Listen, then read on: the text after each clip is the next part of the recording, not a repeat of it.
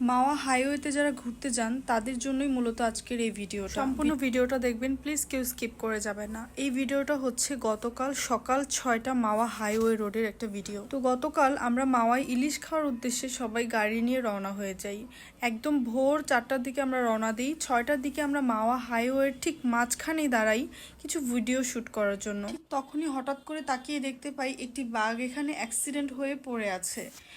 আমাদের যেটা ধারণা এই বাঘটি গতকাল রাতেই কোনো গাড়ির সাথে অ্যাক্সিডেন্ট হয়েছে, কিন্তু আমার প্রশ্ন হচ্ছে যে এমন একটা জায়গাতে এত বড় একটা বাঘ কি করে আসে। আমার আরও মনে হচ্ছে এখানে আশেপাশে আরও অনেক বাঘ থাকতে পারে। তাই যারা মাওয়াতে ঘুরতে যান ইলিশ মাছ খাওয়ার উদ্দেশ্যে অবশ্যই তারা প্লিজ রাস্তায় এভাবে গাড়ি দাঁড় করাবেন না, কারণ কখন কোন বিপদ চলে আসে এটা বলা যায় না।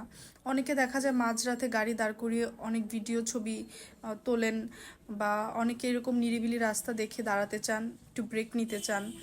আমার মনে হয় এই জায়গাটা আসলেই সেফ হবে না, কারণ যেহেতু মানুষ সুন্দরবন ঘুরতে যায় বাঘ দেখার উদ্দেশ্যে, সেখানেও কিন্তু মানুষ সচরাচর বাঘ দেখতে পারে না।